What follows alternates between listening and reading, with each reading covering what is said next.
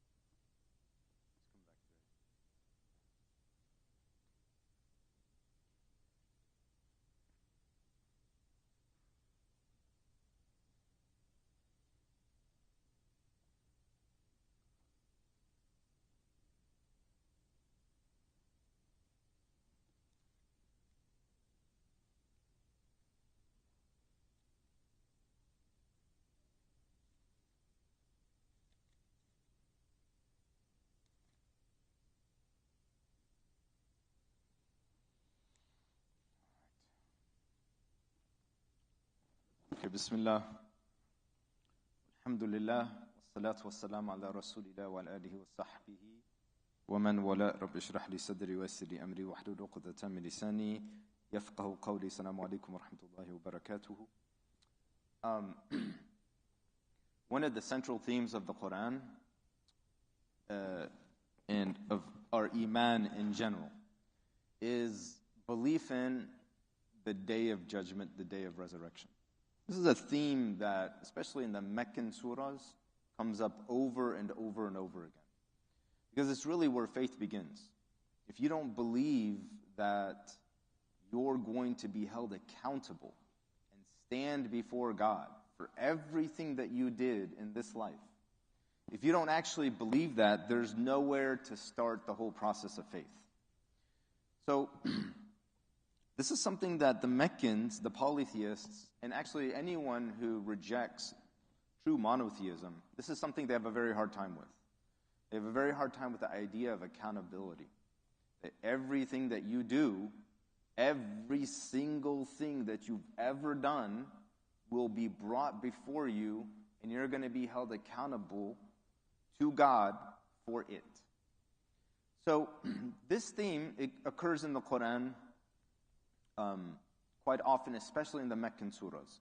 So I've picked one Meccan surah that talks about this theme in detail, and that is Surah Al-Qaf. Surah Al-Qaf is a Meccan surah, and it's from one of the Mufassalat, which is the shorter surahs that are often recited in the prayers, the community prayers. People, they differ about what the word qaf means, which the surah begins with. Of course, these letters, alif, lam, mim, kaf, ha, ya, ain, sad, qaf, yasin, these letters, the muqatta'at, they're cut off letters. No one really knows what they mean. Part of the wisdom behind this, these Arabs, they were the greatest of all poets and rhetoricians and people who could use and communicate the Arabic language, right? They have a bit of arrogance about them with the Arabic language. One of the first things that the Quran does is it humbles them. It says, look, you don't know everything. You don't know what alif lam mim means. You don't know what qaf means. You don't know what yasin means, right? Because one of the keys to unlocking the Quran is humility and understanding that you have to approach this book with the idea that Wallahu ya'lamu wa antum la ta'lamun. God knows and you don't know. Right? So if you approach this book thinking that you already know everything, then you're not going to get anything out of it. And the most capable rhetoricians and people of balagha and fusha, of the Arabic language, they're immediately humbled by the Quran. They could not produce anything like it. And the first thing they come across, alif lam mim, is something they have no idea what it is. And that's a very important principle in receiving the Quran, is humility. Knowing that you're coming to learn, right? Not that you already know. Allah begins with the letter Qaf. Now some have said, aside from this, maybe it means one of the names of Allah. Maybe it means a valley in hell, or mountain in hell. Maybe it comes from and this is what Imam Suyuti's opinion was in his book Al-Itqan, which is a book about the sciences of tafsir. وَالنَّخْلِ the ayah that Allah subhanahu wa ta'ala says, وَالنَّخْلِ بَاسِقَاتٍ, and this basiqat, it's like the qaf here is so emphasized, right? He says that the term qaf, it comes from this very word basiqat, and we'll get to what that word means here in a second. And that's what the surah is named after. Often the surah is named after a word in the surah. But differing opinions, no one really knows. Wallahu a'lam. But Allah subhanahu wa ta'ala begins, Qaf wal Qur'an al-Majid. And then He swears by the Qur'an and calls it a Qur'an that is Majid. Now, Majd is honor and glory. And this is a Meccan surah. And one of the things that was happening to the Muslims in Mecca is they were constantly being tortured, they were constantly being ridiculed, they were constantly being made fun of, and their honor and their dignity was constantly being stripped from them. And Allah subhanahu wa ta'ala, in a sense, is reminding us that you have no honor, you have no dignity, you have no splendor about you except through adherence to the Qur'an. Even if people try to strip it from you, right? This is where it is. Umar radiallahu anhu, one time when he was a Khalifa, he was walking with a companion of his to Jerusalem to receive the keys to Jerusalem, to open the city for the Muslims. Except he was wearing something very simple, and his clothing had holes in it and patches and everything. And the person who was with him said, wait, you got to change your clothes. You're about to go meet the head of state in Palestine. You can't just go there dressed like this. And Umar struck him in his chest and said, لَقَدْ أَعَزَّنَا اللَّهُ بِالْإِسْلَامِ. Allah has given us dignity with Islam. We're not going to try to seek it, right, with anything other than that, right? Allah subhanahu wa ta'ala reminds us of this here with the Qur'an al-Majid, the blessed, the honorable, the glorious, the splendid Qur'an. If you want honor, if you want to be blessed, if you want your character to be splendid, then you have to adhere and stick to the Qur'an. بَلْ أَنْ جَاءَهُمْ مُنذِرٌ مِّنْهُمْ. Now they find it strange that a warner has come from amongst them. فَقَالَ الْكَافِرُونَ هَذَا شَيْءٌ عَجَابٌ. And the disbelievers, they say, this is something really strange indeed. Now what is the this? The this that they're referring to is what we talked about in the prelude to this talk, the Day of Judgment. They find the Day of Judgment quite strange. This idea that one day you will be resurrected before Allah subhanahu wa ta'ala and you will be accountable for every single thing that you did. They find that very, very strange. Okay? And in general, you will find people who are willing to believe in God. They're willing to believe in some aspects of your religion. They're willing to accept some aspects of morality that you talk. But the one thing that they might find very, very difficult is the idea of standing before God in a day of judgment. Why? And in general, we're a very judge-phobic society, right? I think it was Bob Costas one time. He was calling a game on TV. He just, sometimes, sports commentators, they go off on random tangents. And he said, in America, you can ask anyone anything you want as long as you say at the end of your question, I'm just curious. Right? Because everyone's so afraid of being judged.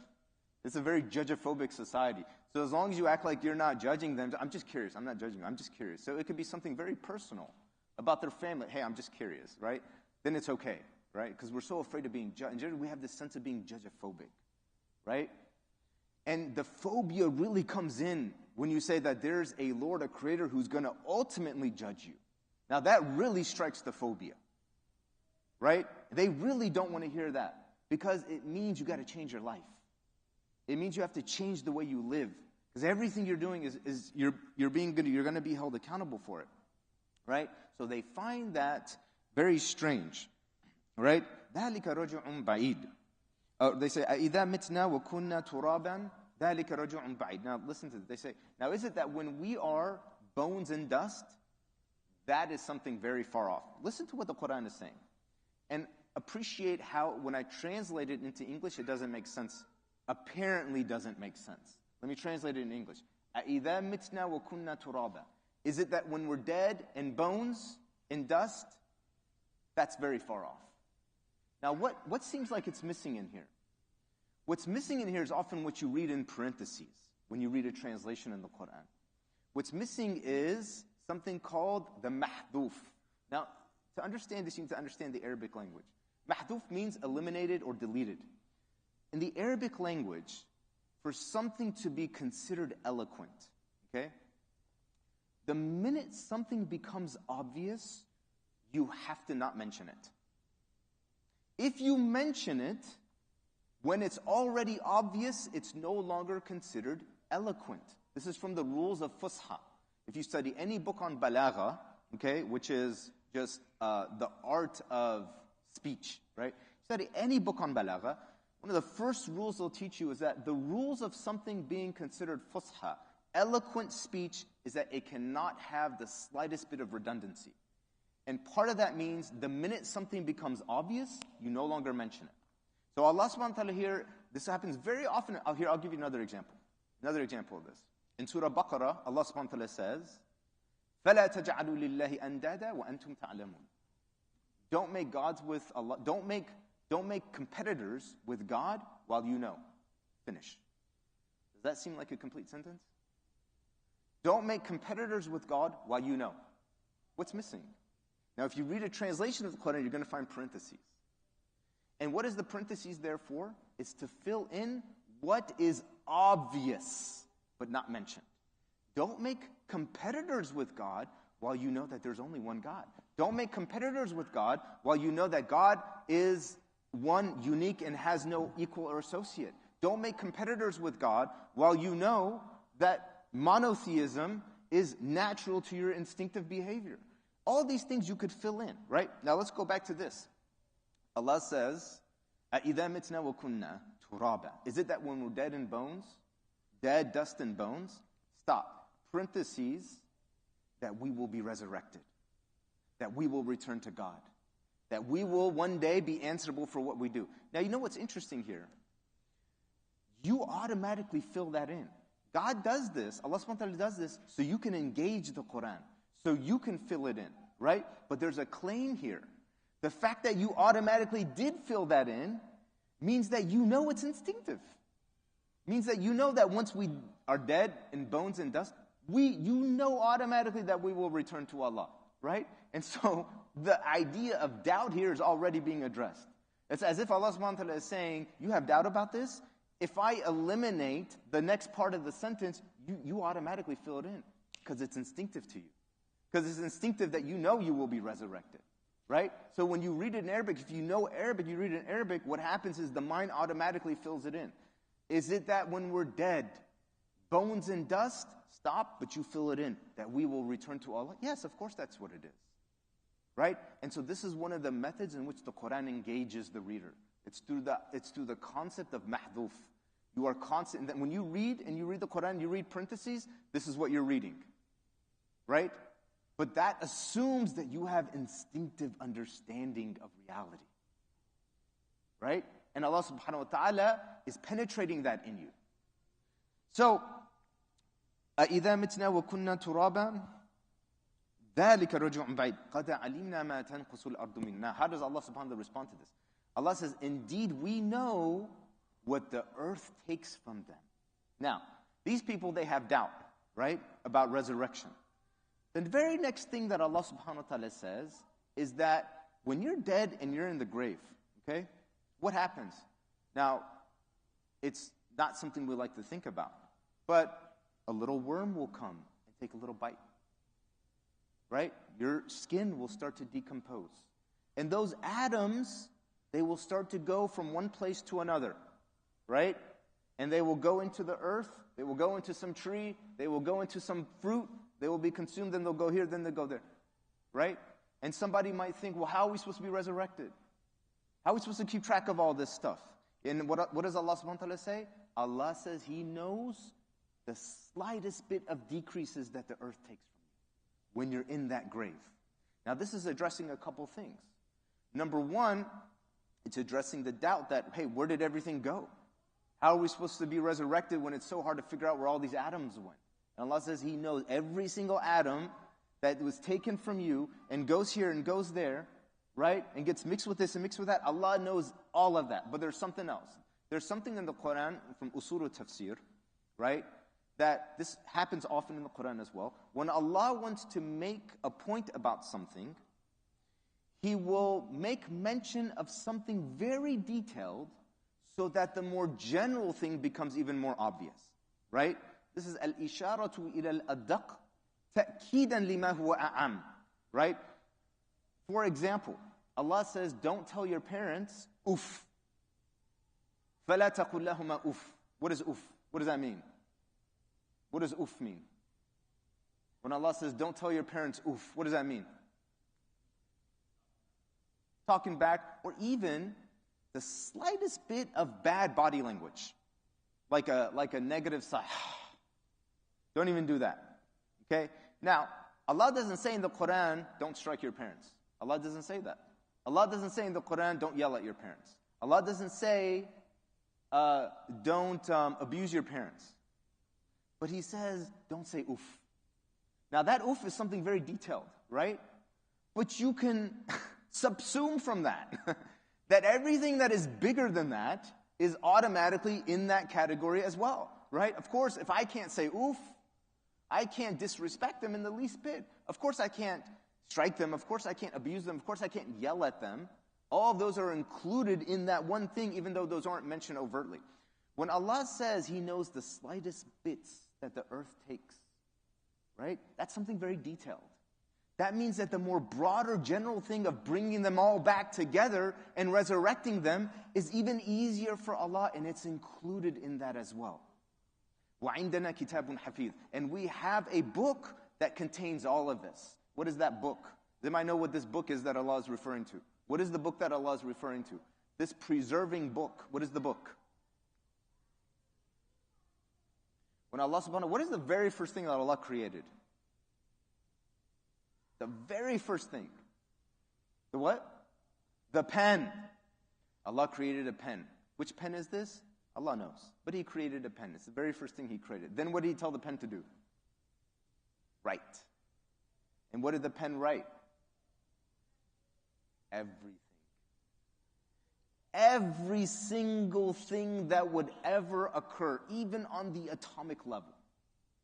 Every single thing. That means that the changes that occur to you in the grave, it's already written. Meaning, Allah already knew it. Allah already knows what's going to happen to you even before you go into that grave. So the idea that how is God going to keep track of all of this, right? Because that's where their doubt is stemming from. That's even further away now. Because Allah, and one of the names of Allah is Al-Hafiz, the preserver.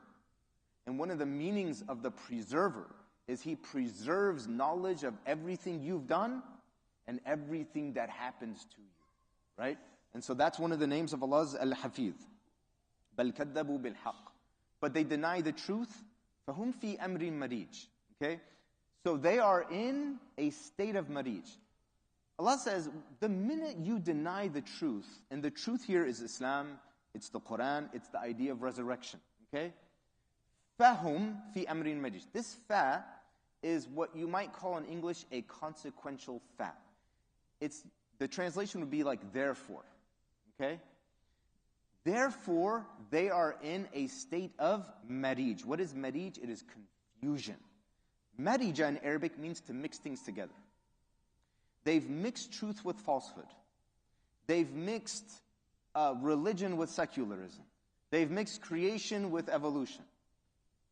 They've mixed taqwa with wokeism, whatever you want to call it. Okay? They've mixed all these. In other words, their understanding of truth didn't just come from the Quran. It comes from too many different places. Their understanding of right and wrong, it's all mixed together. And because of that, they reject the truth when it comes to them, and they fall into immediate confusion. They fall into immediate doubt. And so there's an important principle here, right? When you stay in the arena of Tawheed, when you stay in the arena of La ilaha illallah Muhammadur Rasulullah, you are staying in the realm of certainty. The minute you step outside of that, everything is a bag of doubt, right? Everything is a bag. The minute you try to get your understanding of right and wrong from something other than Islam, you're going to fall into doubt. The minute you try to get an understanding of morality and immorality, the minute you step outside of Islam, you're going to fall into doubt, right? And so this is what happens. فَهُمْ فِي أَمْرٍ مَرِيجٍ. Now, the next thing that might come up is, well, how do we get out of doubt? Now, some Muslims might be in doubt. And having some struggling with faith is a natural part of faith, right? That's a natural part of what it means to be a person of faith, right? It's a struggle. It's a lifelong struggle, right? So how do we, where's the proof, right? And Allah subhanahu wa ta'ala doesn't make a complicated logical argument. He simply points to your innate ability to reflect, right? If you have a hard time understanding or believing in the day of judgment in this idea of reflection, this idea of resurrection, Allah says, أَفَلَمْ يَنْظُرُوا إِلَى السَّمَاءِ فَوْقَهُمْ. Don't they look up at the sky above them? أَفَلَمْ يَنْظُرُوا إِلَى السَّمَاءِ فَوْقَهُمْ كَيْفَ بَنَيْنَاهَا وَزَيَّنَّاهَا وَمَا لَهَا مِنْ فُرُوجٍ. How we've elevated it, how we've embezzled it and embodied it with beautiful things, stars, etc., right? And it has no defects in it, right? Don't you see, in other words, Allah is saying, don't you see that all of this has purpose? Don't you see that all of this has meaning? Don't you see that if the sun was just, a few feet closer or further, right, or just a little bit closer, life wouldn't even be able to exist? Don't you see that the rotation of the earth, the axis of the earth, is exactly what it would need to be, right, for life to exist, right? All of this has purpose. Don't you look above you and reflect on this? Okay? And if Allah subhanahu wa ta'ala created all of this life with purpose, don't you think that there's a purpose to your death? There is a purpose to your death. And that purpose is only going to be realized when you're resurrected. أَفَلَمْ يَنْظُرُوا إِلَى السَّمَاءِ فَوْقَهُمْ كَيْفَ بَنَيْنَاهَا وَزَيَّنَّاهَا وَمَا لَهَا مِنْ فُرُوجٍ وَالْأَرْضَ مَدَدْنَاهَا وَأَلْقَيْنَا فِيهَا رَوَاسِيَ. And the earth, we flattened it out. We spread it out. In other words, Allah is saying He made it livable for you. And He's put mountains therein for you. And in other verses, so that it doesn't shake. So that you can have a life. So that, because your life has a purpose. Your time on this earth has a purpose, right? And if your life has a purpose, then your death has a purpose, right? And so your death is not abath. It's not just random, right? There's something that's going to happen to you in your grave, and there's something that's going to happen to you when you come out of your grave. وَأَنْبَتْنَا فِيهَا مِنْ كُلِّ زَوْجٍ بَهِيجٍ. And we've put in this earth every pair of beautiful plants. Right? In other words, this idea of purpose again. تَبَصِرَةً وَذِكْرًا لِكُلِّ عَبْدٍ مُنِيبٍ. Right? And this is tabasira. Tabasira is, it literally refers to sight and perception. And what Allah subhanahu wa ta'ala is saying is, for the believer, they look at these things, and they can perceive مَا هُوَ وَرَاءَهُ. They can perceive what is beyond them. Right? In other words, when they look at the sky, they don't just see the sky. They perceive that there's meaning beyond this. When they look at everything in the earth, they don't just see the earth. They perceive, they can see that there is meaning beyond this, right? وَذِكْرًا, and a remembrance, right? Because what is a remembrance? A remembrance is you already know something. It's already in you. You already know it, okay? You just need to be reminded. And this fitrah that Allah subhanahu wa ta'ala has created in us, right? فِطْرَةَ اللَّهِ الَّتِي فَطَرَ النَّاسَ عَلَيْهَا. Fitrah is a natural disposition to recognize tawheed, right? This fitrah that Allah has created in us, it just needs to be woken up at times.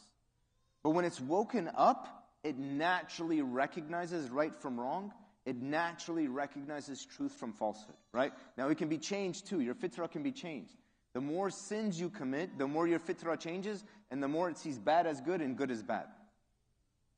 But when your fitrah is sound, okay, and it has, you don't have that many stains on your heart, then when you see these things, you don't just say, oh, evolution, oh, coincidence, oh, randomness.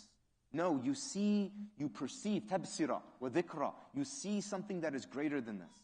You see the plan and the power of Allah subhanahu wa ta'ala, right?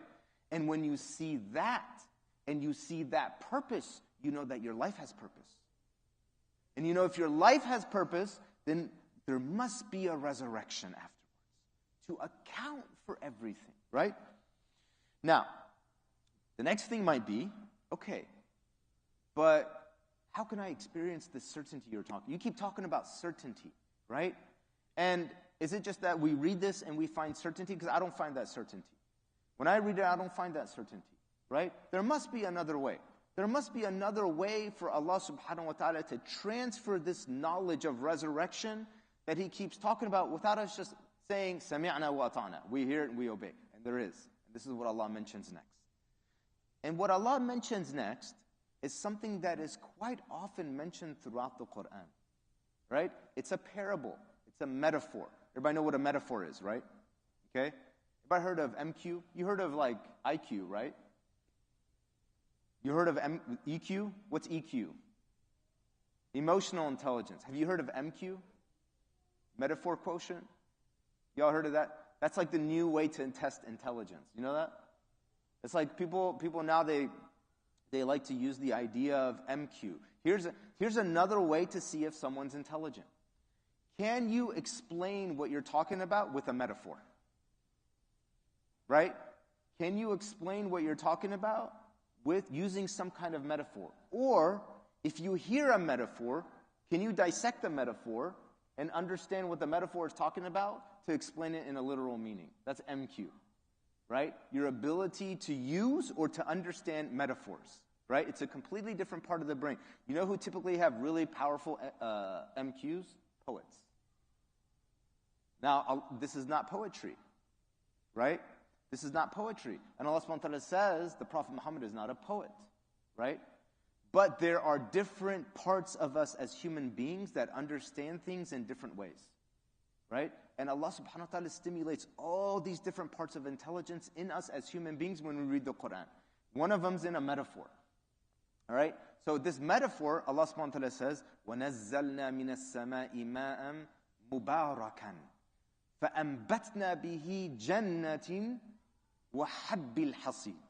We send down rain from the sky, okay?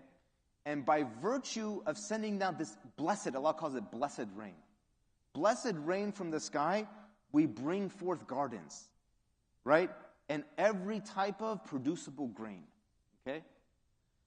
وَالنَّخْلَ بَاسِقَاتٍ لَهَا طَلْعٌ نَضِيدٌ. And tall date trees with very ripe fruits, right? Okay, now, what is this a metaphor of?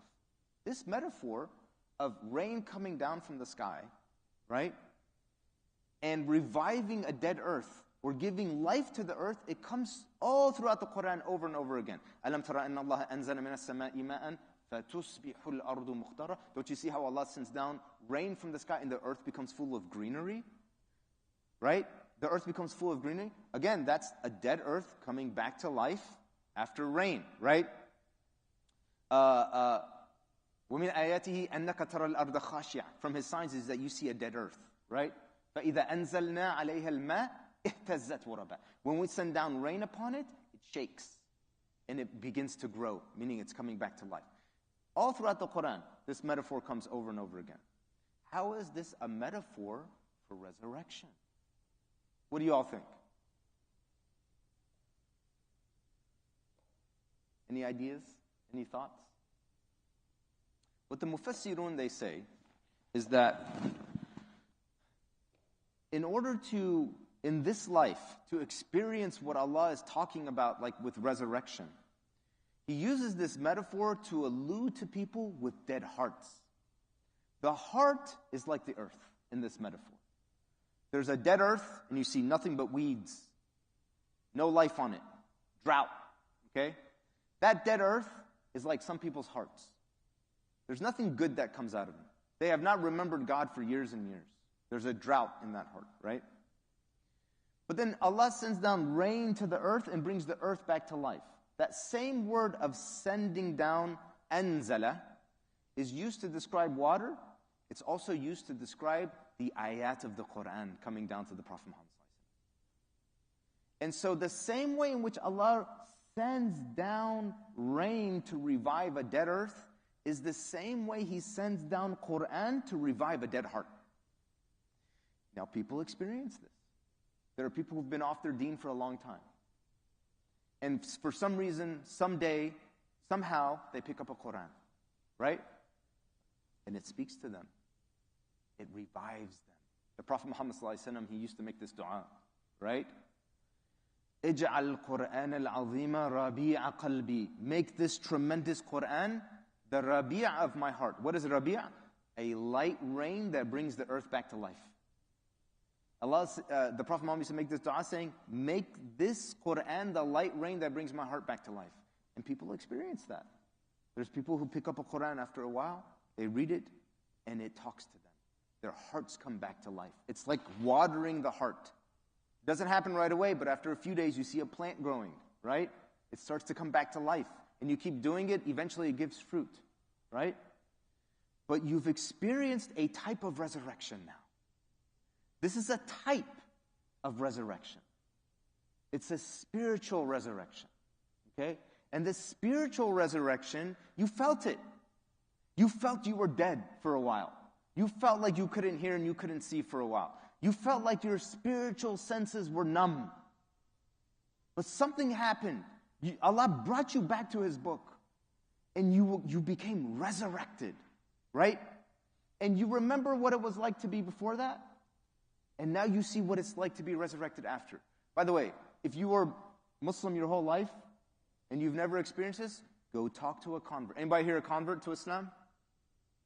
We have some converts here. Talk to the converts. They'll tell you. They remember what it was like before that, and they definitely know what it's like after. After the heart comes back to life, right? So, if you were in doubt, because remember the surah is talking about resurrection, and it's addressing people who have doubt, right? Now Allah subhanahu wa ta'ala is saying, look, if you have doubt, look how we send down rain from the sky. And in that process, we revive a dead earth. And look in the same day how we have sent down the ayat of the Quran using the same verb, anzala. And with that, we revive dead hearts. So what does Allah subhanahu wa ta'ala say? Rizqan lil ibad. This is how we sustain our servants.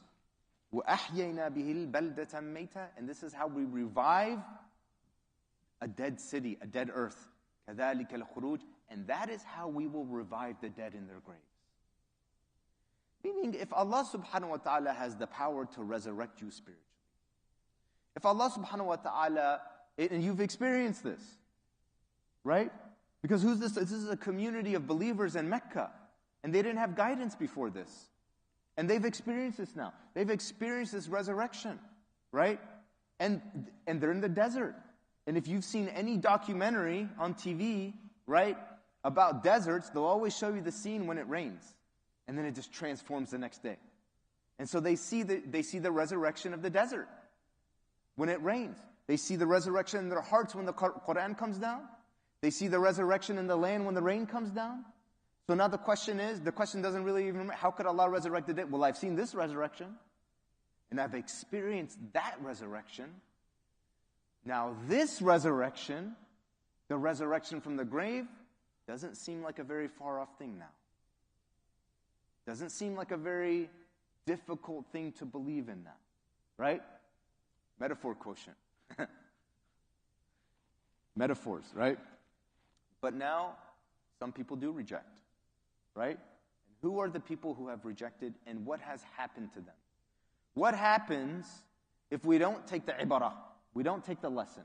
What happens if we don't accept this idea of resurrection and accountability before Allah subhanahu wa ta'ala? And as a society, everyone starts to absorb this idea that this is all just a coincidence. When we're dead, we're just dead in bones, nothing else. We're not accountable. And because of that, they just do what they want. It's like Nietzscheism, right? Be your own God. Determine your own laws. Determine your own right and wrong. What happens to those communities? Well, there's 8 communities that Allah mentions next. These 8 communities, right? These are communities that the Arabs were very familiar with their stories. Okay? كذبت قبلهم قوم نوح وأصحاب الرأس وثمود وعاد وفرعون وإخوان لوط وأصحاب الأيكة وقوم تبع. These 8 communities. Who are these 8 communities? Noah and his people. They were very familiar with Noah and his people. And Ashabul Rats. Who is the Ashabul Rats? The Mufassirun, they have a lot of opinion about who Ashabul Rats is. Some of them say they were a people of a well, and they killed their prophet, threw them in a well. Other people say, no, this is a clan from the people of Thamud. And Allah right after mentions the Thamud and the Ad. And who were the Thamud and the Ad? The Thamud and the Ad were Arabian prophets, right? And Nuh is often mentioned with them because there's a very short generational linkage between Ad and Nuh, right? And that generational linkage is often talked about in books of tafsir as well. So Ad, the people of Ad, right? They are the leftover offspring a few generations later after Noah. The people of Thamud, and the Ashabul Rats is likely from the people of Thamud. They are the remnants of the people of Ad. Okay? And then Allah subhanahu wa ta'ala also mentions Pharaoh. And they were familiar with the story of Pharaoh. And Allah mentions the Ikhwanu Lut. They were familiar with the story of Abraham and his nephew Lut, or Lot, in the Bible, right? And the sexual deviancy that they had, right? And then the Ashabul Aika is the people of Madian. The people that the Prophet Shu'aib was sent to, and he was also an Arabian prophet, right? وَقَوْمُ تُبَّعْ. Who are the Tubba? The plural, Tabati'a. The Tabati'a is the plural of Tubba. These were the kings of the place that is now called Yemen. Yemen used to be a superpower, okay? Before the coming of Islam, in the first couple centuries, and even before that in the Common Era, Yemen was a superpower. Why was Yemen a superpower? Yemen was a superpower because there's all these trading, like these seaports for people to trade, and they used to have frankincense and myrrh and these fragrances that people loved. Back then, it was like Bitcoin. Okay, everybody wanted it. So people would go, they would take all these coastal routes to trade in Yemen for that. And number two, the Tabati'a, these people of Yemen, they were known for their engineering capacities with irrigation, building dams. So they had the ability to use water for agriculture. And this gave them like an economic surplus. And they were superpowers of the world. Think about when Allah talks about the Queen Sheba in the Quran, right? Queen Sheba was from Yemen. Remember the story of Sulaiman and the Hudhud, and how the Hudhud flies to Yemen from Palestine and sees a queen, and what does the Hudhud say? Utiyat min kulli shay. She's got something of everything. Of course she got something from everything. They were a superpower. They were one of these superpowers of the world at that time. But in the 4th century, they were defeated by the Abyssinians. And it happens when a major flood, and this is kind of alluded to in the Quran, right? A flood happens in Surah Saba, this is talked about in Surah Saba, and this major flood is kind of like the beginning of their downfall. Anyway, all 8 of these communities, what happens to them? What's the end result of all these communities? Pharaoh, Ad, Thamud, Madian, Ashabul Aika, right? The Ashabul Ras, Ikhwanu Lut, the people. What happens to all these people in the Quran? What happens? They're destroyed. All of them absolutely destroyed. Why are they destroyed? Are they destroyed because a few people rejected resurrection? No.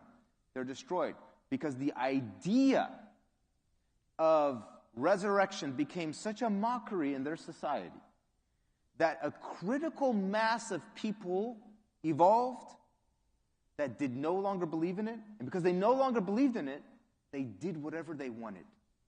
Right? As one of them says to Thamud, to Salih, the people of Thamud said to Salih, أَوْ نَفْعَلَ فِي أَمْوَالِنَا مَا نَشَاءُ. I'm sorry, Shu'aib, the people of Madian. أَوْ نَفْعَلَ فِي أَمْوَالِنَا. Are you saying we can't do whatever we want with our money? Because that's what happens when you believe in resurrection. You can't just do whatever you want. Right? So, when that critical mass happens, right, and good people are no longer a significant number in society, that's when the punishment of Allah comes. But it begins by rejecting what? Rejecting resurrection. Because that's the whole point of accountability. When people forget and they no longer think they have accountability, they do what they want. And so, Allah says in the Quran, for example, there's times when they may not be punished yet. What are those times? When is it that how is it that people reject, like this country? There's a lot of people who reject the Day of Judgment. How is it that we're not being punished? Well, Allah says in a few places in the Quran, وَمَا كَانَ اللَّهُ لِيُعَذِّبَهُمْ وَأَنْتَ فِيهِمْ. Allah's not going to punish them, and you're amongst them, to the Prophet Muhammad. Well, if the Prophet Muhammad's teaching is still amongst us, and his memory is still amongst us, and his seerah is still being taught amongst us, that protects against punishment. وَمَا كَانَ اللَّهُ لِيُعَذِّبَهُمْ وَهُمْ مُسْتَغْفِرُونَ. And Allah's not going to punish them as long as they're seeking forgiveness. As long as there's people seeking forgiveness, and people saying, astaghfirullah in society, that protects against punishment. Right? مَا يَفْعَلَ اللَّهُ بِعَذَابِكُمْ إِن شَكَرْتُمْ وَآمَنْتُمْ. What is Allah going to do with your punishment? As long as you're grateful, as long as there's people still grateful in society, it prevents Allah's punishment. Right? وَآمَنْتُمْ. As long as there's people who still believe in the idea of resurrection, it prevents Allah's punishment. Right? So these things, but when those go away, the barrier against punishment goes away. And all 8 of these communities, they were absolutely destroyed because they rejected the resurrection. Right? كُلٌّ كَذَّبَ الرُّسُلِ. All of them rejected their messengers. And of course, the messengers are coming with the message of resurrection. Right? فَحَقَّ وَعِيدٌ. The threat became realized. أَفَعَيْنَا بِالْخَلْقِ الْأَوَّلِ. عَيَّا يَعْيَا, this verb in Arabic, it means to be so tired with something that you begin to make mistakes. Right? And Allah subhanahu wa ta'ala is saying, look, does it look like we got tired with the first creation? أَفَعَيْنَا بِالْخَلْقِ الْأَوَّلِ. Does it look like when you look up at the sky and you see everything's perfect? Okay? Does it look like we got so tired with the first creation that we started to make mistakes? Such that you might assume, okay, now God is too tired to do the second creation. No, but you see everything's perfect. Right? You see everything's perfect. And Allah subhanahu wa ta'ala says that Allah created خَلَقَ السَّمَاوَاتِ وَلَمْ يَعْيَ بِخَلْقِهِنْ. He created the heavens and the earth, and He did not fatigue at all in their creation. Right? لَا تَأْخُذُهُ سِنَةٌ وَلَا نَوْمٌ. You know what sina is? Sina is when you're driving, or you're talking, or you're doing something, and then you just kind of, well, head nod. Allah says, that does not catch Allah. That does not take Him. Right? And إِنَّ اللَّهَ يُمْسِكُ السَّمَاوَاتِ وَالْأَرْضَ أَن تَزُولَ. Allah He says, He's holding up the heavens and the earth, such that it does not go away. Now, how is Allah doing that? We don't know. In a manner befitting His majesty. But He says that He's doing that, right? But you can see there are no signs of fatigue. There are no signs of fatigue. And if there's no signs of fatigue, you have no reason to assume that the Creator is too fatigued to do a second resurrection or a second creation. You see, all of these are points of logic, in a sense, that God is using. How many points of logic have we already talked about? In fact, it's interesting. Imam Ghazali, he wrote an entire book called Qistas al-Mustaqim, right? Qistas al-Mustaqim is the balance scale. It's all about the different places in the Quran that God uses logic to emphasize His points, right? He wrote an entire book on it. There are many different places. And so, part of believing in resurrection, okay, is using logic. It is part of that. Rationalistic logic. Because it is rationalistic to look and see that if everything is so oriented perfectly, if everything is measured out so perfectly, it naturally, logically flows from that it was done so with a purpose. And if life has a purpose, it naturally flows from that death must have a purpose. If death has a purpose, it naturally flows from that just staying in the grave and decomposing is not it. Right? So all these things, they're all just natural points of logic. No, but in fact, they are in a state of confusion in regards to the new creation. Now Allah, and when is Maghrib? 8:10. But we need to stop sooner than that, right? Okay, so we'll end here in a couple ayat. Allah tells us about the day of judgment. He's giving us all of these logical proofs, right? About resurrection and metaphors to understand resurrection and points of mantiq to understand resurrection, right? But then He takes us to our own creation. Because if you don't know where you came from, you don't know who you are. And if you don't know who you are, you cannot possibly know where you're going. Remember that quote. You don't know where you came from, you don't know who you are. And if you don't know who you are, you cannot possibly know where you're going. Part of how Allah subhanahu wa ta'ala tells us about where we're going, i.e. the Day of Judgment, is by reminding us of who we are. And what the reality is of what it means to be human. And that's what He goes into in the next ayat. وَلَقَدْ خَلَقَنَا الْإِنسَانِ We indeed created mankind. وَنَعْلَمُ مَا تُوَسْوِسُ بِهِ نَفْسُهُ And we know what his soul whispers to him. All these doubts, all these confusions, all these misunderstandings about religion, all these things that your soul whispers to you. Allah is saying He knows them all. He knows them all. He knows what it means. He created you as a human. He knows what every single one of those whisperings are.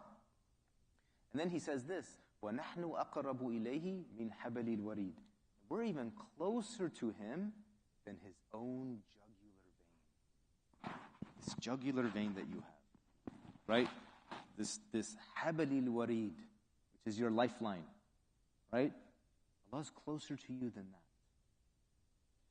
Don't you think that if Allah subhanahu wa ta'ala is closer to you than the very thing that your life depends on, don't you think Allah gave you the reason to live in the first place? And if Allah gave you that, don't you think that He will give you reason and purpose after your life as well? Right? It's embedded. It's embedded in the ayah, right? إِذْ يَتَلَقَّى الْمُتَلَقِّيَانِ When the two receivers receive عَنِ الْيَمِينِ وَعَنِ الشِّمَالِ On the right and on the left, قَعِيد Sitting and ready. What is this in reference to?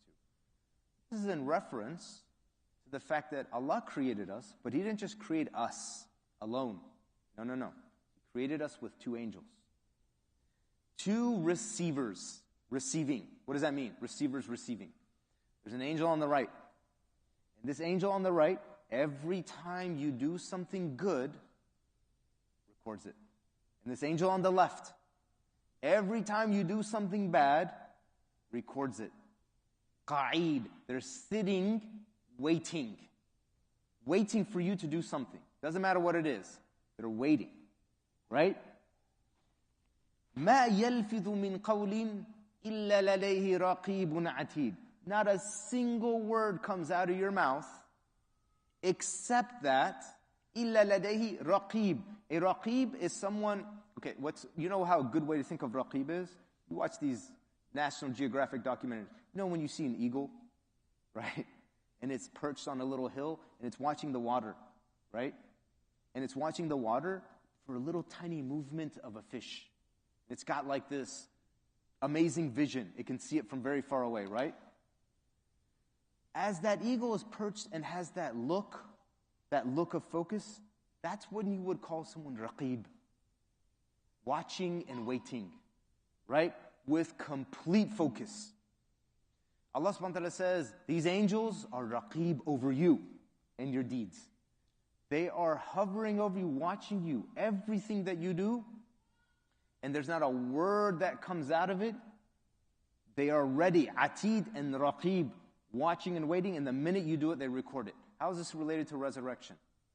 Allah is telling us something we don't know about ourselves so we can understand something about where we as ourselves are going in the future. Maybe we can't see angels to our left and right, but if we know that they're there and they're recording everything that we do, clearly it must be for the purpose of accountability.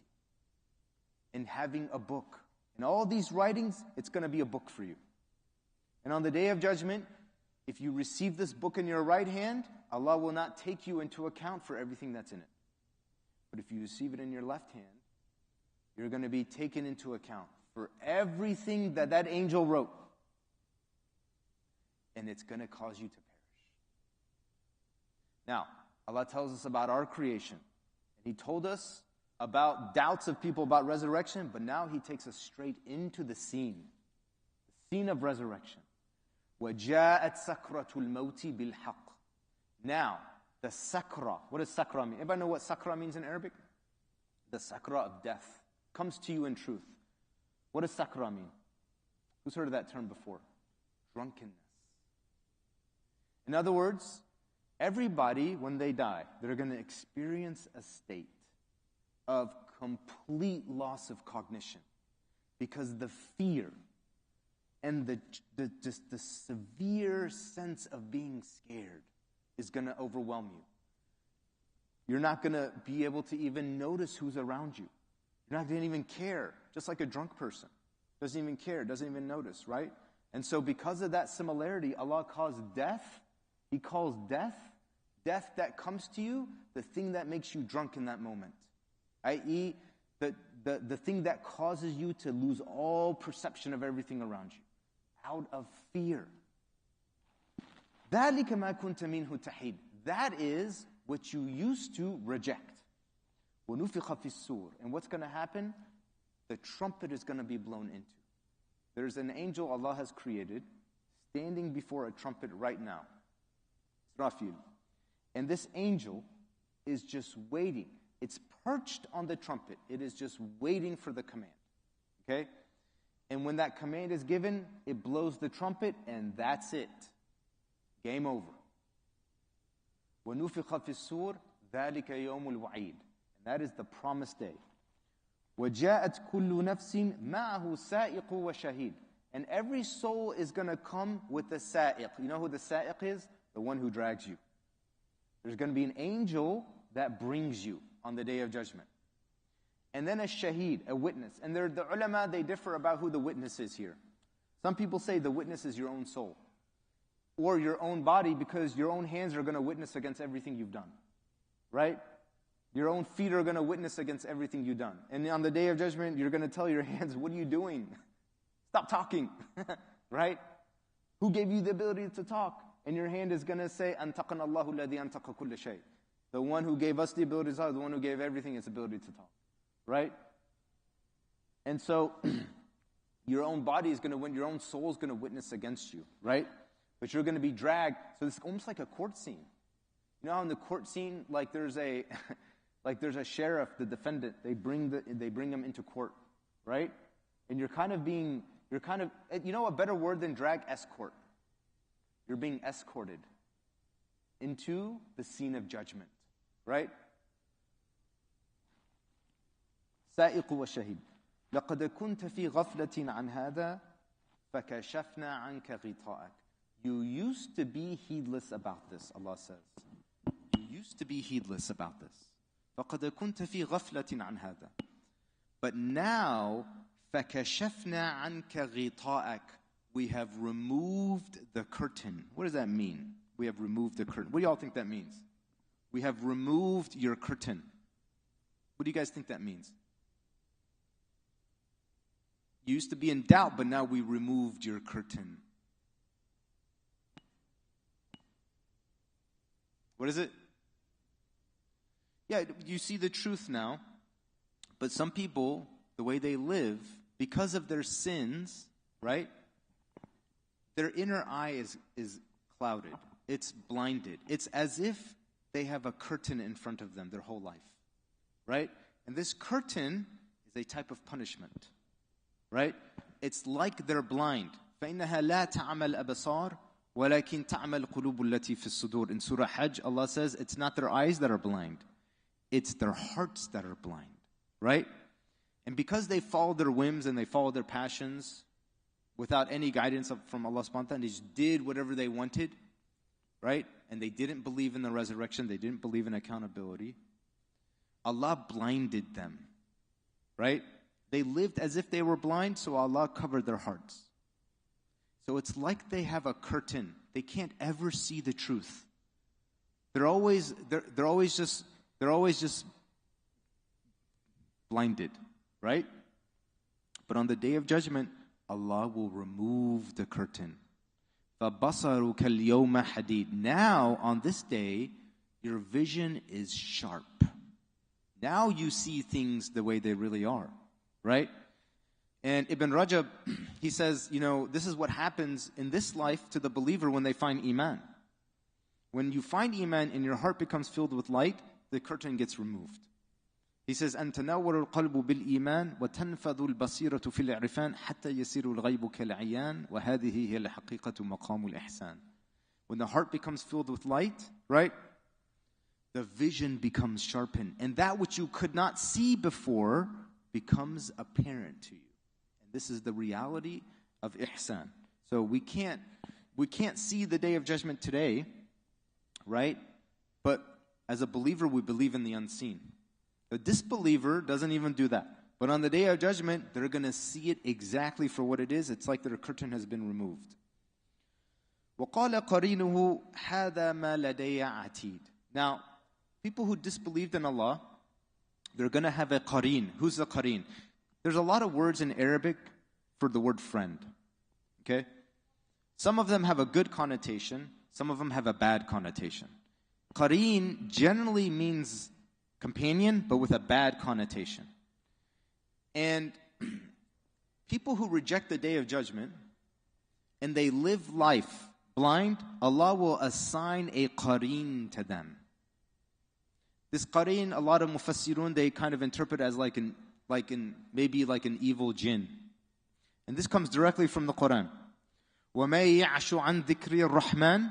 Whoever turns away from the remembrance of Rahman, نُقَيِّدْ لَهُ قَرِينٌ. نُقَيِّدْ لَهُ شَيْطَانًا فَهُوَ لَهُ قَرِينٌ. We assign to that person a shaitan and they are an evil qareen for them. It's almost like a punishment.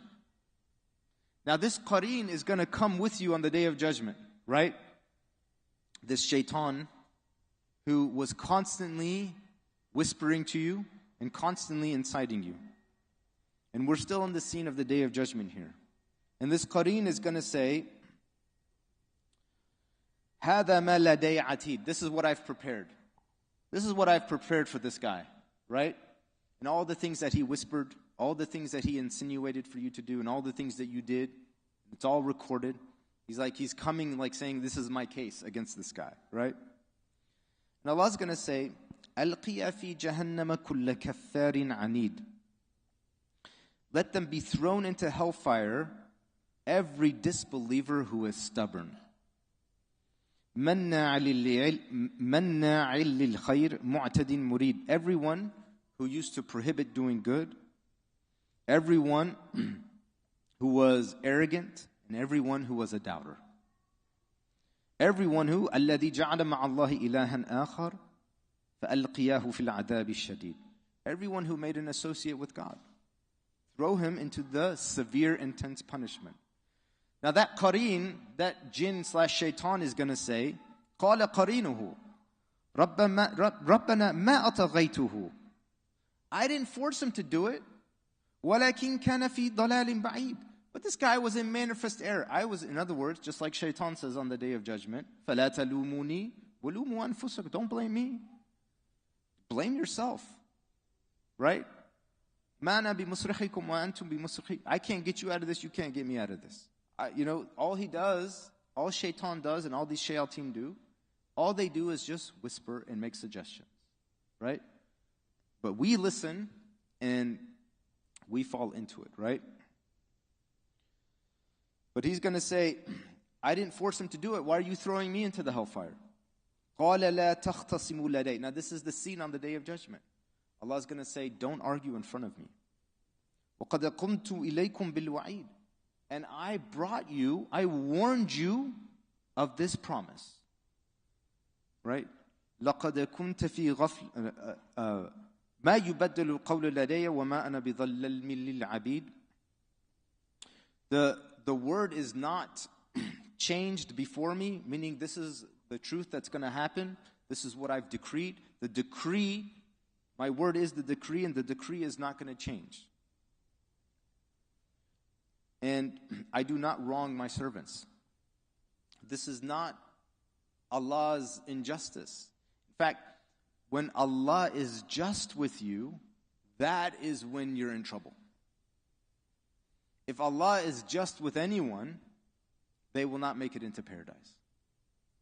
It is only through God's mercy, right, that you can make it into paradise. يَوْمَ نَقُولُ, and this will end on this ayah, يَوْمَ نَقُولُ لِجَهَنَّمْ هَلِ امْتَلَأْتِ. The day when we tell hellfire, have you had enough? Are you full yet? Hellfire is going to return the response to God and say, هَلْ مِن مَزِيد. Is there any more? In other words, hellfire is a creation of God that's not just a place. This is a living monster. This is a living creature. Hellfire is a living creature. Allah's going to feed it like a creature, right? And the food is going to be men and jinn and stone, right? That's going to be its consumption. But the thing is, this creature, it never gets full. It's a raging beast. No matter what is thrown into it, its response will still be, هَلْ مِن مَزِيد. Is there any more? Now the next ayat, a few ayat, Allah talks about paradise and some final words about the Day of Judgment, but we'll stop here for Maghrib and for any discussion, comments, questions. Anyone want to add something, want to take something away? If there's anything good that I've said, that is from the grace of Allah subhanahu wa ta'ala. If there's anything bad that I've said, that's from my own shortcoming. In summary, Yawmul Ba'ath, the Day of Judgment, the Day of Resurrection. This is an oft-occurring theme in the Meccan surahs, but it's talked about vividly and in detail in Surah Qaf. And this is from the Arkanul Iman. This is from the pillars of faith, right? And so, it's good to the Prophet Muhammad sallallahu alaihi wasallam, he used to recite this surah on Fridays just in the Jummah, in the actual khutbah. He used to go through the surah, and that's recorded from him, alayhi salatu wasalam, because it's such a fundamental part of faith. So we'll pause here. Anyone want to add something, take something away? Comments, questions?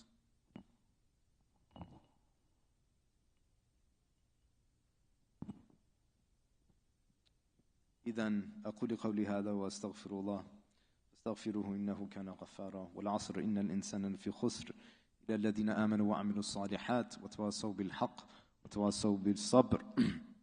May Allah subhanahu wa ta'ala make us from those who hear the Quran and follow the best of it. May Allah subhanahu wa ta'ala make us from those who preserve the Quran. May Allah subhanahu wa ta'ala make us from those who are removed of all doubts and of those who find yaqeen, certainty in their faith. And may Allah subhanahu wa ta'ala make us of those who return to Him with a qalbun salim, with a heart that is sound and free of any sins. Ameen. Ya Rabb, ameen. Barakallahu feekum. Assalamu alaikum.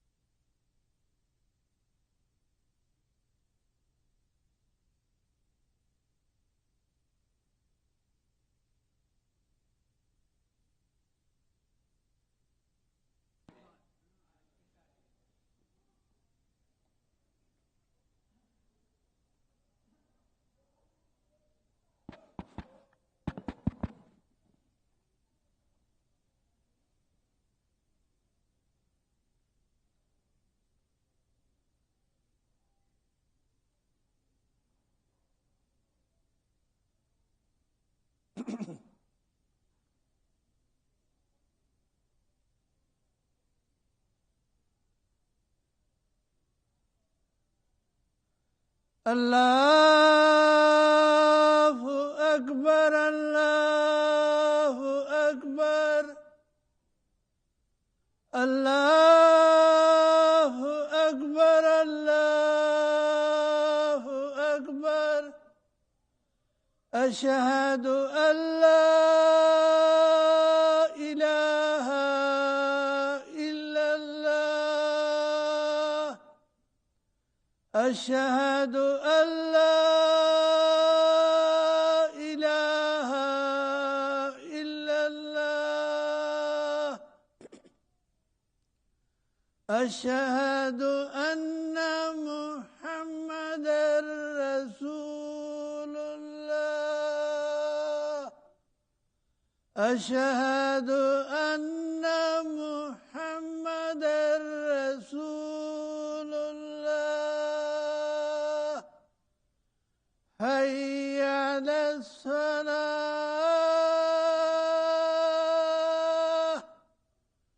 Hayya ala salah.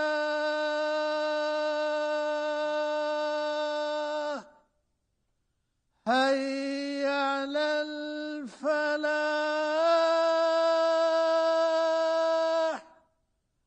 Hayya ala al-falah.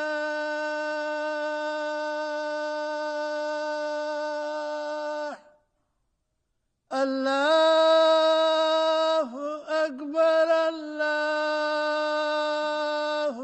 Akbar. La ilaha illallah.